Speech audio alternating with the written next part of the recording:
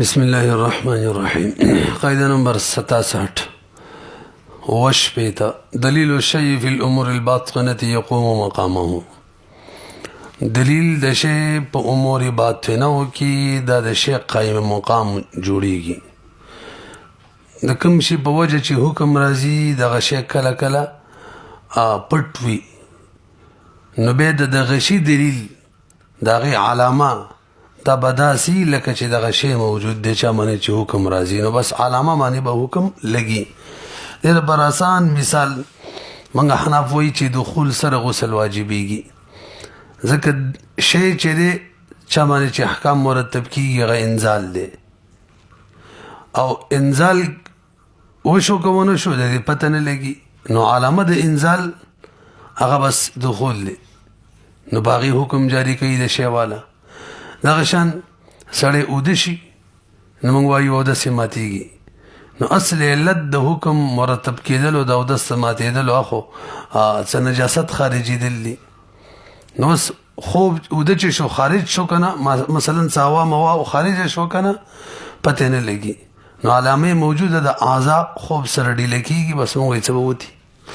بهرحال بل تعبیري یقوم ما يدل على الاذن مقامه، بل تعبیري دلیل النفي كصریح النفي. دلیل خپل معنی د برهان او حجت منګه منطقو کې تعریف کو، هو الذي يلزم من العلم به العلم بشيء آخر. دلیل هغه چاته ویل کېږي چې په هغې باندې علم راشي، نو د هغې په وجه باندې به په بل شي باندې علم راځي. یعنی د کوم شي د علم په وجه چې په بل شي باندې علم ضرور راځي، نو هغه اول شی ته لازم او دویم ته اول ته دال او دویم ته مدلول، اول ته دلیل او دویم ته مدلول. البته دلته د قاعده کې دلیل الشی کې د دلیل نه دغه اصطلاحي دلیل نه دی مراد، ځکه خو قطعیت ثابتوي، عمل واجبوي، دلته داسې نه ده، بلکې دلته د دلیل نه د یو مخفي شي ظاهري علامات دي. پوه شولې پې د یو پټ شي ظاهري علاماتو ته دلیل الشی ویلی کېږي. دیو جن شیخ مصطفی الزرقالی کلی الامور الباطنه. اوس امور باطنه چاته وي؟ دلیل الشی فی الامور الباطنه. نو امور باطنه ونه مراد چې کم اشیاء داسې دي چې د هغو اطلاع خلکو ته نه کېږي، پتې خلکو ته پوره نه لګي، بس دا امور باطنه دي. حالانکې د بل شي وجود په هغې موقوف وي، د احکام وجود په هغې موقوف وي. نو داسې یو شی چې د بل شي وجود په هغې موقوف وي، بیا الفاظ دیګر په هغې احکام مرتب کېږي، او دغه شی د خپله مخفي دی، پتې نه لګي، دغې ته ویلی کېږي امور باطنه. نو هغه وایي هي الحقائق الخفیة المحجوبه، هغه حقایق چې پټ وي، التي يتعذر هغې معلومول متعذر وي، او يتعسر الاطلاع علیها، متعذر وي یا سخت وي اطلاع په هغې باندې، مع انها تختلف بوجودها وعدمها الاحکام. د هغې په وجود او عدم کې احکام بدلیږي را بدلیږي، یعنې دارومدار فی وتحتاج الى اثبات. لنډه دا ده امور باطنه چې اثبات د احکامو او دارومدار د احکامو کله په داسې شی باندې و چې هغې اطلاع خلکو ته متعذره وه یا متعسره وه، نو دغې ته ویلی کېږي امور باطنه. نو په دغه صورت کې به د هغې کوم علامه ده، د علامه د دلیل د شی ده، هغه به دلیل په ځای باندې ودرېږي، احکام به پې جاري، امور باطنه په ځای به ودرېږي. مخکې راځئ تفریحات یې وسواورئ، او که قاعدې مفهوم لږ نور هم واضح کړو، نو مخکې موږ قدرې کې هم دا تعبیر کړی و، کله کله داسې یعنی په آسان تعبیر کوم چې موږ مخکې نه اورو ډېر چې د حکم دارومدار ده په علت باندې، خبره ختمه. او دغه علت کله کله پټ وي، یعنی امور باطنه ونه وي، حکم موجودیږي په دې باندې، او عدم وجود تعلق هم د دې سره، او یي د خپله د امور باطنه ونه. نو په دغه صورت کې بیا موږ فقها لیکي چې کوم سبب ظاهري دی حکم به هغې باندې مرتب کوو. کله چې علت د حکم مخفي وي، نو په سبب ظاهري فیصله کېږي، خبره ختمه. مثالونه علما ویلي مو، مخکې راځي ورپسې. یو سړي چا باندې مبیا خرڅ کړله او مبیا کې عیب دی نو مشتری ته اخیار شته دی چې دا مبیا واپس کی نو اوس مشتری مبیا واپس کوي کني واپس کوي دا امور باطنه نه دی راضي دی به مبیا کنه دی نو کچری مشتری مبیا کې د عیب ختمېدلو لپاره څه کوشش شروع کو یا یې مخکې بچا باندې خرڅول سره د دې نه اطلاع په عیب ورته راغلی ده نو اوس دا دلیل لري د خبرې چې به یې واپس کوي نه نشي واپس کوه خیار ختم همدغه شان بل صورت یو سړي ایجاب وکړلو نو دا بل قبول کوي که نه راضي دی په دې عقد باندې که نه دی د دې پته نه لګي رضا د امور باطنه ونه ده او انعقاد عقد چې دی هغه په دې موقوف هم دی نو اوس چې کله د داسې فعل وکړو چې هغې په اعراض دلالت کوو نو زموږ فقهاو لیکلي دي بس قبول هغه ایجاب هم ختم شو دا قبول ونه شو که عقد کوي دوباره به ایجاب قبول کوي دا هم ویلي که نه په داسې عمل کې شروع وکړله چې هغه دلیل د اعراض و بس داسې وایي لکه چې اعراض یې وکړو یعنې مخکینی عقد یې ماتولو دریم یو سړي یو شی وموندلو زموږ فقهاو ویلي چې دا شی چا وموندلو د ته به ګورو که ځان لرې اوچت کړی غاصب به حسابېږي قبضه مضمونه به او که چېرې مالک ته بارې اوچت کړی دی نه دا به امین وي قبضه غیر مضمونه به اوس دا خبره چې مالک لرې اوچت کړی که ځان له امور باطنه ونه دی نو دې صورت کې وایي علاماتو نه به موږ پته لګو او علامات اسباب ظاهره دا به د ده دغه زړه کما رضا دغې باندې به دلیل وي نو که چېرې ده څوک ګواه جوړ کو چې وایي مالک لرلمه نو بس دا به امین وي او که چېرې ده څنګه شی راواخېستلو اعلانات یې شروع کړه دا هم علامه د دې خبرې ده چې دا بل لرغیستی دی مالک له ځان له نه دی لهذا امین به رسی به او که ځان یې بشپېلی کړو نو معلومیږي چې بس دا غاصب دی ځان له راخیستی ښه جي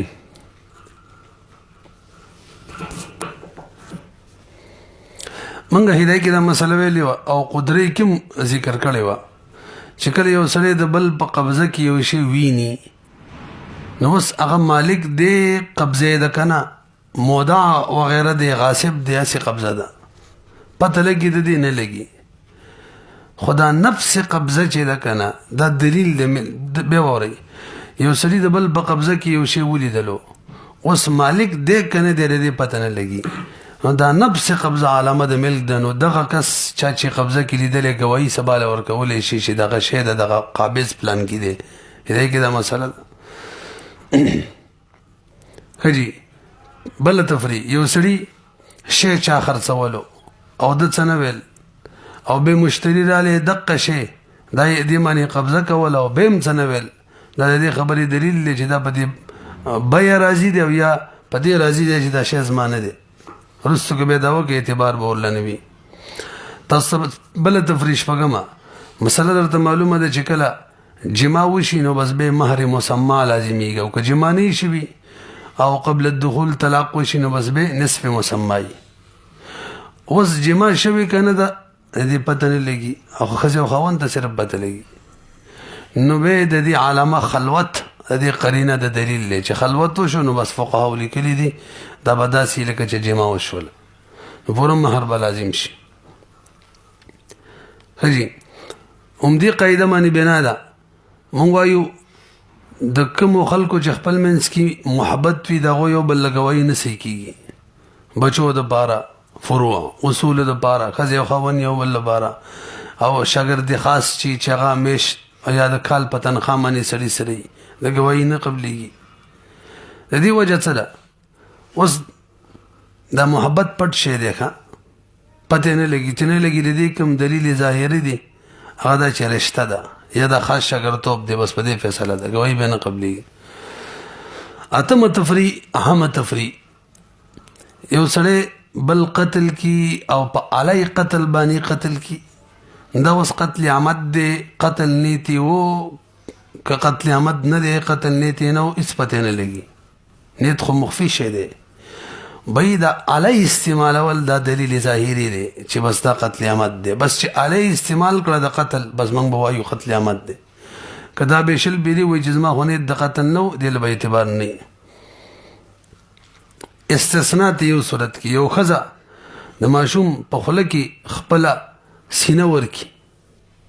ادمي می سینې غسر میمه ټول ته وي کسر ته وي خو هر د چلو بدنو هغه ورکی نو دا څه ته وي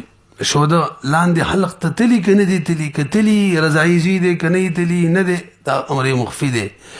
دا سینه خله کې ور کول دا دلیل او قرینه ده خو به سبب به بهم نه کیږي ترڅو چې یقین نه راغلی چې بای حلق نه په لاندې تیر شي یا لوي نفس به دې فیصله نه کیږي دلیل نه جوړیږي دا ته مستثنا شو قاعده نمبر 68 څګوري راګوري یار تا څوک به دا شی یادایم نه دا دوه طالبانو خپل منځ کې لانجه وا اول ته کراچۍ کې وای و چیرته ونو پاروکونو ماروکونی کې چې سمندر په غاړه باندې ول چې د خزي د سینې له بل لاس وروړم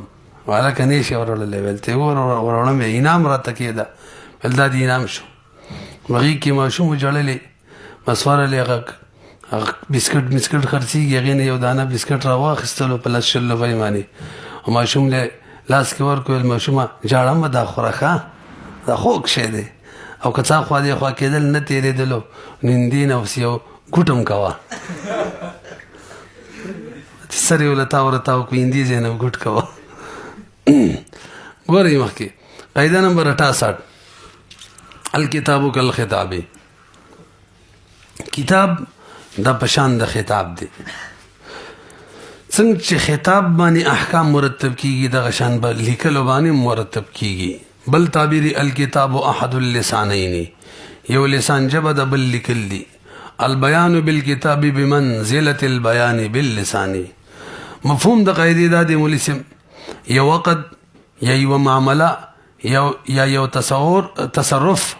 د ال موجودیږي په دې معنی شریع احکام ال مرتب کیږي چې متکلم قصد او مراد ظاهر شي نه صحیح په یو وقت یو تصرف یو معامله د کله موجودیږي د معنی شریع احکام کله مرتب کیږي چې متکلم کلام وکي او دغه مقصد ظاهر شي نو په کلام سره دغه مقصد ظاهريږي نو دغه معاملې حکم هم راځي دغه شان ولي سب دغه کلام نه علاوه کله کله د متکلم مقصد ظاهريږي اب چا ظاهريږي هغه پس قرائن او اشارات لیکلو میکلو باندې نو څنګه چې دغه کلام له اعتبار دی مراد د متکلم ظاهري به په معاملات تصرف عقد مرتب کیږي دغه شان په دی معنی راسي او بل مجبوریم د ورته کله کله کلام کیږي نه حالانکه دغه تصرف دغه عقد دغه معامله ضروری نه غیر پر به کتابت دا یو طریقې کار دی به د کتابت معتبر کېدل د بار شرایط دي هغه کې اول چې د کم کتابت کم تحریر دی دا به مستبین وي او دویم دا چې دا به مرسومه وي ازي دا قسم لګو کو محکم قدرت کې کړي مو یو کتابت مستبین وي بل غیر مستبین وي مستبین کتابت هغه لیکلو ته ویل کېږي چې په یو ټوس او مجسم شی باندې لیکل وشي چې هغه قرار ونیسي لیکلو نه پس لکه په دیوال باندې وشي تخته باندې وشي پاڼه باندې وشي او دویم غیر مستبینه چې بده شي لیکل وشي چې هغه مجسم نه الیکل قرار نه نیسي لکه هوا کې وشي او بو کې وشي به هر یو بدو قسمه ده مرسومه او غیر مرسومه مرسومی تعریف علماء مختلف کړي یو تعریف د مرسومه ده چې عرف موافق کوم لیکل یا غوي نن سبا عرف کې لیکل په پانو کېږي په اړوکو د شجرو مجرو په پانو باندې نه کېږي بلکې د کاغذي کم اوراق دی بده باندې کېږي بل الفاظ ذکر په کاغذ کېږي په څرمنو نه کېږي دغه شان په تختو مختو نه کېږي نو اعتبار به هم دی لیکم چې عرف کې او څو کوئی د مرسومي تعریف دادي چې د سلیکل وی چې عرف کې به خلک پويږي چې دا مطلب دی لکه مثلا ولي کې ته په ما طلاق تدسي د لیکلو باندې سره پويږي مړه څوک دی خدای موږ لیکل چې کوم مخې ته پرته دي کنه ټول مرسومه دي ښه نو په دوه قسم شو ول مستبینه غیر مستبینه به هر یو په دوه قسم مرسومه غیر مرسومه نو کوم چې غیر مستبینه دی هغه له اعتبار نشته دی که مرسومه که غیر مرسومه بلکې کوم د سی وایو دا لن تعبیر کو چې دا غیر مستبینه کې د سره د تقسیم کیږي نه هم خبي ځکه چې کله شی قرار نه نسی نو موږ به ته عنوان والا او غیر عنوان والا نوم ورکو درسه په مرسومه معنا عنوان والا دا بوله موږ څه ورکو چې کله هغه د سره قرار یې ونی ولو نو بس دا سی به وایو غیر مستبینه چې دی دا غیر معتبر او به مستبینه په دوه قسمه مرسومه غیر مرسومه غیر مرسومه پکې غیر معتبر بس صرف یو پاتې شولو چې دوه قاعده به پکې وي مرسومه بم وي مستبینه بم یو مرسومه بم وي هجی برحال عقود او معاملات د کتابت سره کیږي به کوم عقود او معاملات دي تقریبا دو صورتونه دي بعضی هغه عقود او معاملات دي چې هغه کې د ایجاب سره سره قبولم ضرورت وي عقد انعقاد د پاره صرف ایجاب نه کافي بلکې قبول تم ضرورت وي دغه صورت کې به حکم دی چې چا ایجاب په لیکل وکړو نو قبول به ور سره کیږي علاوه انعقاد کیږي کني نه وکیږي څنګه چې کوم عقودو کې قبول ته ضرورت وي نو په جب باندې ایجاب وشیم کار نه کیږي تر څو چې قبول نه شي لکه بیا شولا نکاح شولا اجاره شولا رسیبی او دویم معاملات بعضی داسې تصرفات چې هغه کې قبول ته ضرورت نه به الفاظ دیگر د بل رضا پکې نه ضروري کاغه راضي او کني کیږي لکه طلاق شو نو څنګه چې په جبه باندې سری خزل طلاق ورکو خزه راضي وي کني واقع کیږي قبلې کني قبلې دغه شان د لیکلو تعلق هم وي لیکلو سره هم واقع کیږي البته دا مسله اوس به رمات کو چې لیکلو باندې بهر حل طلاق واقع کیږي کنه نه د باج علماء ورای دا چې د لیکل بنا بر ضرورت وي نو چې خزم مجلس کې ناشتي طلاق بنو واقع کیږي لیکلو باندې په جب خلمانه به طلاق ورکي کلام سره او صحیح راجح رای دا د زموږ د علماء چې بهر حل طلاق واقع کیږي خزم مجلس کې موجوده یو کو نوی لیکلو سره طلاق واقع کیږي البته طلاق بالجبر کې کلام ضروری دی طلاق بالجبر پر لیکلو سره نو واقع کیږي بیو مثلا احمد دا چې بعضی عقود داسي چلته وزنو کې مجلس کې وزنو معنی قبضه ضروری لکه وای صرف وغیرہ اپ لیکلو نه کیږي ځکه لیکلو کې خو مجلس یې وی نام تور باندې ځکه کې چې مجلس یې ونه دی نو په مجلس کې به پای وزنو قبضه څه وشي دلیل د قاعده نبی له صلوات و سلام د پاره د تبلیغ را لګل شوی نو څنګه چې کلام سره تبلیغ کړي دغه شان لیکلو سره مخاتون لګلی را لګلی او زبل زه تدې سره تبلیغ کړي دي تفریعات لراشي یو سره وی چې بما باندې د بلانکی 100 روپۍ دي کلام سره لازمیږي پی نو کدا ولي کې چې ما باندې بلانکی 100 روپۍ دي هم لازمیږي با الکتابو کل خطاب یو سری ته بل وی الک بتا باندې یو سره بل ته وی ولي کا ما باندې د بلانکی 100 روپۍ دي زماله طرف ولي کا بس هغه ولي کی هم د دې دا چا چې ورته ویلي یعنی دا موکل د دونو ولي کی چې د باندې د بلانکی 100 روپۍ دي دا هم اقراري بل تفریح یو سره وفات شي دغه په طریقه کې مثلا یو بکس اومندل شي یو بیک اومندل شي پاغي کې لیکل شوی چې دې کې څومره سامان دی هدايه مسله ده دا ټول د بلانکی دی له اعتبار وی الکتابو کل خطاب یو سره چا ته خط ولي کی چالکا تزما کورز ما پتا در خرڅ کو یا دستا کور مان تا نه ما واخستلو بس تا داسې شو لکه چې زبانی ورته ویل نه کاغه ته کله لیکل ورسیږي هغه لیکل پړاو کې غینه پس وای چې ما تقبل ده بس بيبوش یو سړي خزي ته خط ولیکلو چې تا سره زنی کا کومه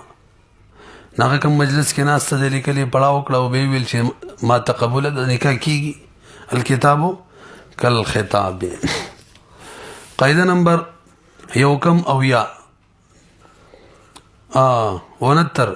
الاشاره المعهوده للاخرس كالبيان باللسان. توجه ده کنه معلومه اشاره د ګونګا چې دا داسې لکه زبانی بیان چې څوک وکي یعنی دې له اعتبار ورکو. بل تعبیری اشاره الاخرس كعباره الناطق او بل تعبیری اشاره الاخرس اقيمت مقام العباره.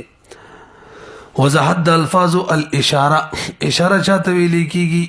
اقامه الحركه مقام النطق في التعبير. اشاره ویل کیږي حرکات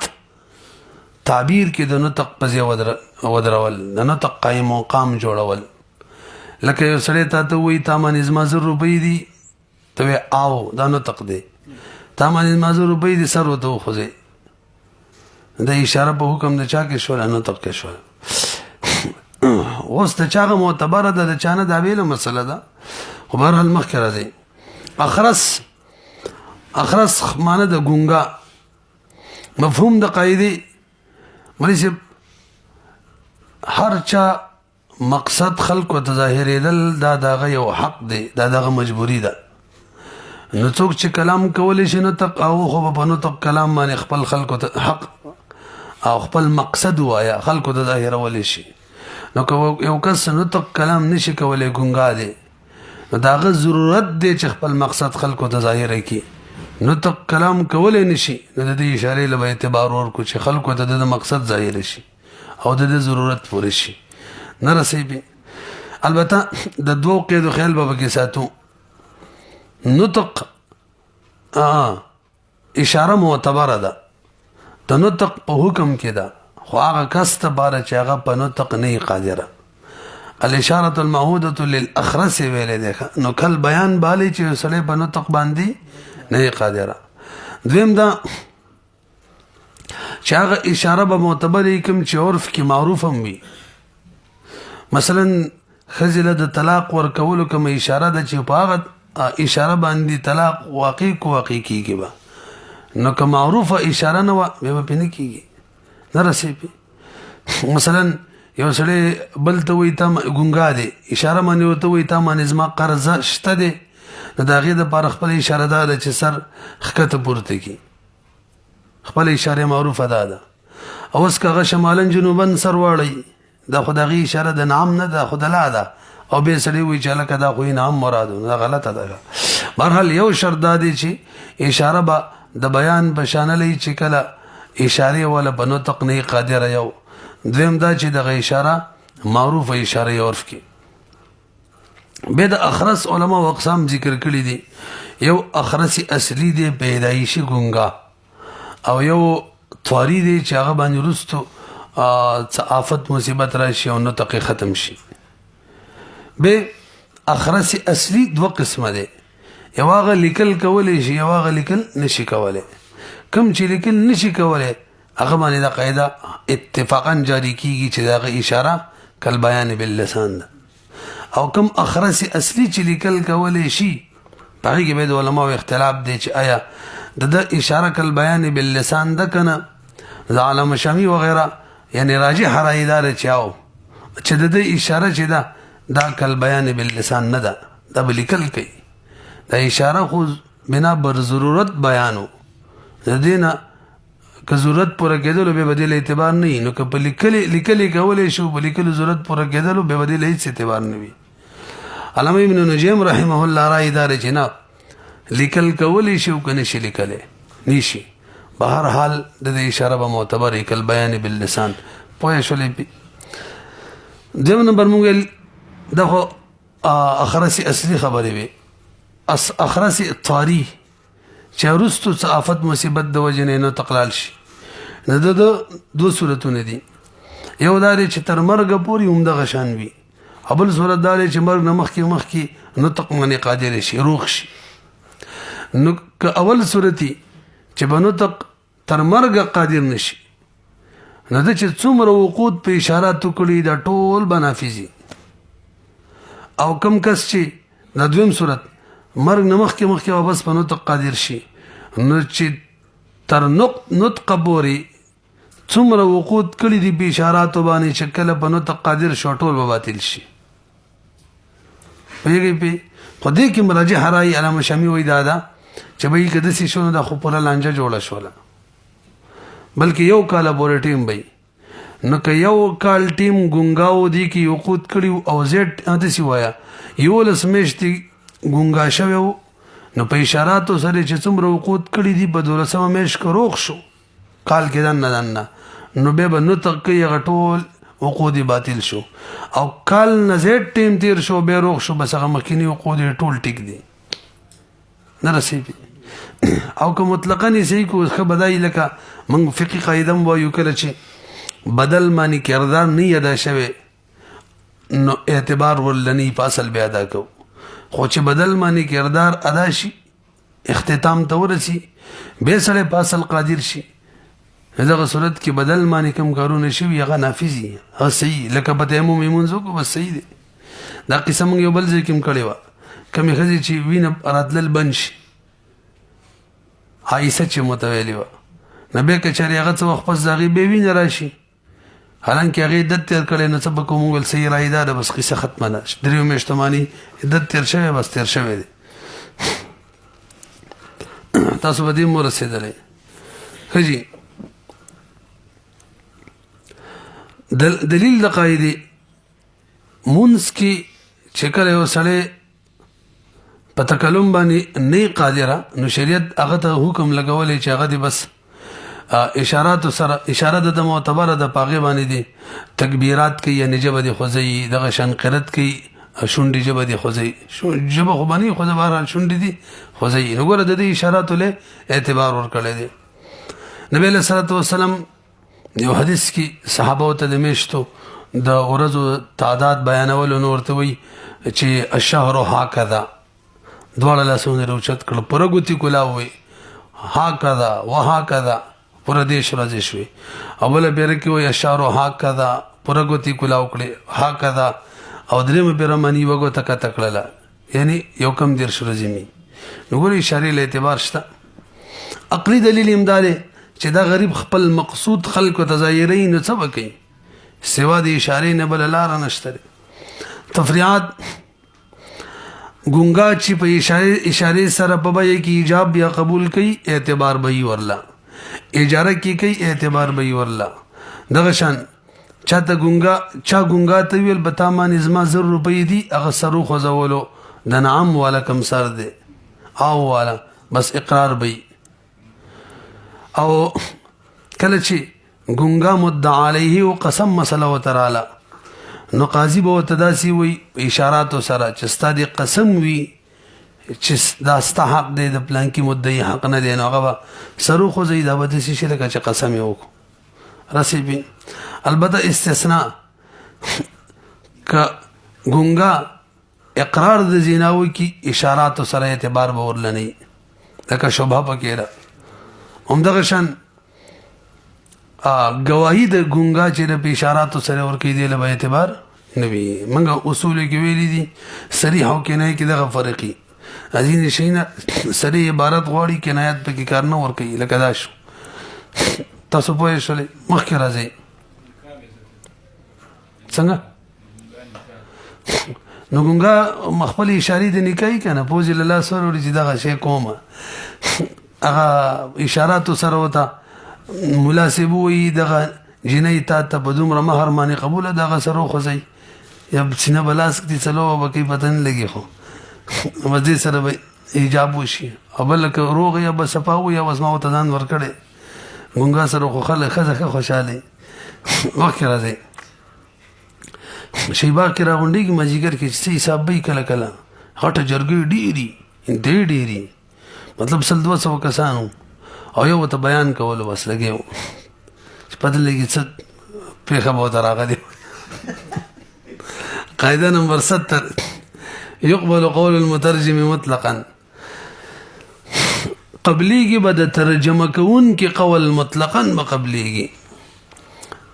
المترجم بس دغه یو تعبیر دی ترجم یترجم ترجم فعل باب دی دغه اسم فاعل صيغه د مترجم ترجمه کوونکي خپل اصطلاحي معنی ده هو الذي يفسر لغه باخرى شیخ مصطفی زرقاوی دا کس ته ویل کیږي چې هغه د یو لغت تفسیر په بل لغت سره کوي مطلقاً معنا د عموم د باره دا ذکر کړي مطلب دا دی که داوی ام ترجمه به کې قبليږي او دغه شان که د حد یا د قصاص مسلې یا دغه شان د عقد څه قصې یا ټولو کې به د مترجم قول له اعتبار وي. البته یو شق مستثنا کو هغه دا چې حدود او قصاصو کې ترجمه د مترجم قول له اعتبار نه گواه به د خپل گواہی ور کوي. اقرار د حد او قصاص څوک کوي نو مترجم چې ول ترجمه کوي دی له اعتبار نه راسي به دی معنی مخکې راځي. مفهوم د قاعده دا شو بلکې ضرورت به بیان کو. کله کله مولوی صاحب بچا معنی داوی یا څوک مدعی اغا جبا لغت د قاضي او دغه علاقه خلکو نه بدل وي نو هغه باندې حق ثابتول یا دغه لپاره حق ثابتول ته ضرورت ثابتول کی ضرورت دی خبرې ته چې څوک دغه ترجمه وکي. دې د وجنه چې ترجمه کوله دغه قول به اعتبار وي قبلو به داسې به لکه دغه مدعی د خپل کلام کوي دغه مدعی علی د خپل کلام کوي. خجی دلیل د قاعده سلمان فارسی رضی الله عنه چې کله اسلام راوړلو نبی له سلام خدمت کې حاضر شو خبرې نبی له سلام سره کولې يهودي ترجمانی کوله يهودي خو هغه به حرامي توب وکړلو به نبی له صلوات و سلام د الله جل شانو په حکم سره زید ابن ثابت رضی الله عنه په دې مقرر کو چې ته عبرانی جبا یاد کا اسرائیلو کا مجب اجدا به د مترجم د پر خپل شرایط دی باغی شرایطو کې اول شرط ده چې پکمو شینو کې چې د خزي قول له اعتبار نه لکه حدود او قصاصو کې نو التب مترجم چی دا سړی وي نه رسې په کمزې کې چې د خزي قول له اعتبار نه حدود او قصاص دغه اشیاء کې با مترجم سړی وي. دیم دا مترجم به عادل وي. د فاسق او مستور ترجمه چې دا بغیر مقبوله. البته بعضی صورتونه داسې دي چې هلته د فاسق او د مستور ترجمه هم قبليږي بلکې کوم داسې وایو موږ شروع کې د حق العبد څلور اقسام ذکر کړیو بلکې بار بار هم ذکر کړه. ها حق الله یو او درې د حق العبد بلکې مجموعي تور مو ذکر کړیو ډیر کړی مو نه کې الزام دی که الزام نشته لکه من وجه الزام دی من وجه نشته قسم کړی وی کنه نو کوم شي کې چې الزام نه یا من وجهین الزام وی او من وجهین نه حال تر فاسق قول معتبري د څه وکنه دلته څه صورتونه بیانېږي چې د فاسق پکې ترجمه کوي مترجم جوړیږي هم ټیک دی نو دا صورتونه هغه دي چې هغه کې یا الزام شته نه او یا پکې من وجهین الزام دی من وجهین نشته نو د څه صورت کې خو بهر حال عدالت ته ضرورت نه لکه وکیل معزول کول یو متولی معزول کول قاضي معزول کول غلام ماذون معنی پابندی لګول شرکت فسخه کول او باکری جنې ته د نکاح خبر ورکول چې نکاح دې شوی دا شفیع ته به خبر ورکول او مشتری ته د مبيع عیب بیانول دارالحرب کې وسله مسلمان شوی د شریع احکام ورته بیانول او مولاته د هغه د غلام د جنایتونو خبر ورکول د کې چون کې الزام نه فاسق قول دغه شان قصو خبر کې مقبول وینو لہذا کوم مترجم په کې فاسق وی کنه ام ترجمه به مقبوله. دو شرط شو. اول شرط دا چې په حدود او قصاصو کې با ترجمه مترجم سړی وي او دویم دا عادل وي او دریم دا چې دا ترجمه کوون کې شه ده دا په دواړو جبو باندې عبور لري کوم چې اوري یعنی دا چا چې ترجمان جوړيږي او کوم چې بیانې خلکو ته دواړو باندې به عبور وي دا څنګه چې خو دې وشي. څلورم شرط امام ابراهيم الله باندې زاره چې بصارت به ویلیدل لون وینو به دې د ترجمه له اعتبار نشته. امام ابو یوسف رحم الله وايي مړه بستر کوي څه کو خلک یې روغه را بس مترجم سره کوم مترجم جوړ شم ټیک دی. پنځم شرط دی دا مترجم قول له اعتبار دی چې حاکم په دغه قاضي په دغه د داوی مسلو کې د مدعی یا د مدعی په زبان نه پوهیږي، که پوهیږي په به مترجم ته څه ضرورت دی نه رسي پی خجی. به د تعداد د مترجمین څومره پکار دی نو دې کې د شیخین رائے دا ده چې دا بس نفس خبر ورکون کیږي، لہذا یوم کافی ده. خدومره ده چې سقی امام محمد رحم الله وی د حیثیت د گواه دی، نفس خبر ورکون کې نه دی، او گواه کې څو کسان پکار دي؟ دوا مترجمین بم دوی. قاعده نمبر 71 لا عبرت بالظن البين خطأه، بی آغا گمان لرا چې دا اغي خطا واضح شوی اعتبار نشتا. خطا واضح شوی د کوم ګمان وی واضح خطا والا غیله به اعتبار نه وی. ظن خپل معنا ګمان د اصطلاحي تعریف کوم شي کې چې د وقوع او د عدم وقوع دواړو احتمالات وی دي ته ویل کیږي. کوم شي کې چې د جانب د سدات طریقې کار لګ بدل کوي، کوم شي کې چې د جانب موافق او د جانب مخالف دواړو احتمالات وی، او د جانب موافق احتمال د څقرینی دلیل په وجه قوي به وتظن ویل کیږي. نو لکه د سره کوي مولسم ما ویل بار رکشه اوختی دا جانب موافق شو چې اوختی د ایجاب دی، د جانب مخالف و سلب دی، بار رکشه نه د اوختی. نو کچری جانب مخالف رکشه نه د اوختی دا غالبونه به دی جانب موافق توهم ویل کیږي. دا بر لرا شی العبرت بالتوهم، او کدواړه برابر وي به وته شک ویل کیږي، او کسر قرینی بوجه دلیل بوجه جانب موافق راجح به ورته ظن ویل کیږي. او به علماء وی چې جانب موافق کی دا ترجیح زیات شي خلایقین د نه رسیدلی به وته ظن غالب وي، او اصولین ورته به طمانینت وي، او چې کله جانب موافق 100% شي نو بس به ورته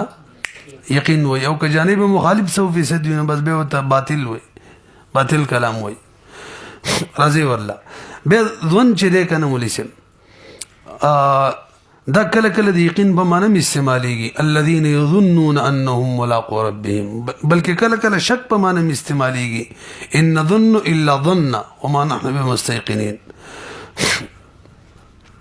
برحال مفهوم د قاعده دا ده چې کله یو ظن داسي چې دغه موافق عمل وشي، احکام مرتب شي، خدغه ظن خطا ښکار شي نو احکام بم واپس کیږي. ورسېدلې په ظني هغه ظن چې هغه خطا ښکاری احکام به مرتب شي او بس کیږي. با تفریحاتو کې به پته ولګي، لکه یو سړی څه الفاظ خزه ادا کړي مفتی لورله اساس مونږ پشان شو جواب یو تور کو خزه درمانه طلاق شوی، چا ترنه تاسو کوله کڅ چل یار بس خزه می طلاق شوی دا یار مفتی راته ویلی رستو معلومه شول چې دا غضون د چیو دا خطا او سمانه مفتی د وسو غلطه فتوا ور کړی طلاق نه واقع شوی به دا خبره چې یاره خزر باندې طلاق شوی دا د خپل ګمان موافق کړي او دا ګمان چې د دې خطا ښکاره شوی، لہذا د غوینا په وجه طلاق نه دی واقع شوی. رستو چې ویلی و چې یاره خزر باندې طلاق ده په دغه واقع نه شو، ځکه دغه په خطا ځون معنی بنیادی نه رسي موقوف به مخکې راځي. یو سړي چا باندې دا وکړه به تاسو مزر روپۍ دي او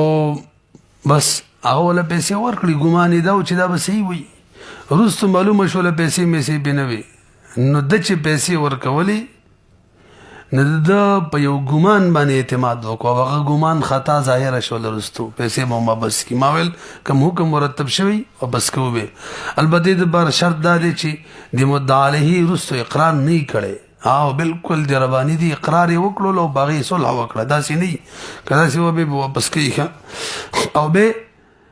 چې د غضون کوم خطا دی خطای ظاهر شوی دا